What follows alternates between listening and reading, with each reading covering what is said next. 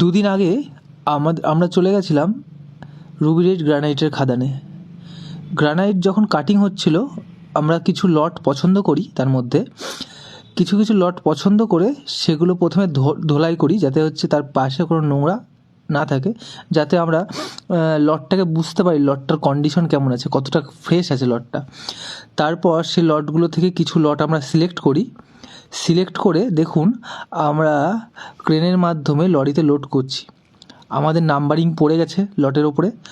আর আমাদের গ্রানাইটগুলো কেন এত ভালো হয় তার কারণ হলো আমাদের লোক ধোয়াই করে প্রত্যেকটা লট সিলেক্ট করে সব দেখুন, কিছু কিছু কেমন ভাঙাচোরা লট আছে, আমরা সেগুলোতে হাতই দিই না। আমরা তার মাঝখান থেকে ফ্রেশ লটগুলো তুলে ফ্রেশ লটগুলো থেকে আমরা নাম্বারিং করে সেগুলো কিনে সেগুলো চেরাই করে তারপরে মাল নিয়ে আসি, যার জন্য অন্যান্য জায়গার থেকে আমাদের গ্রানাইট ফ্রেশ পলিশ খুবই ভালো মানের হয়।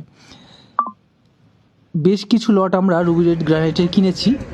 দেখুন আমরা যে লটটা কতটা পেটি প্যাক মাল আছে, আমাদের যে লটটা লোড হচ্ছে, এরকম আরও 3-4টে লট আমরা কিনেছি। টোটাল এই যে লটগুলো আপনারা দেখতে পাচ্ছেন, প্রত্যেকটা লট কত সুন্দর চারকোনা পেটি প্যাক লট। আর আমাদের নেক্সট চেরাই ভিডিও আসছে, কীভাবে গ্রানাইট চেরাই হয়।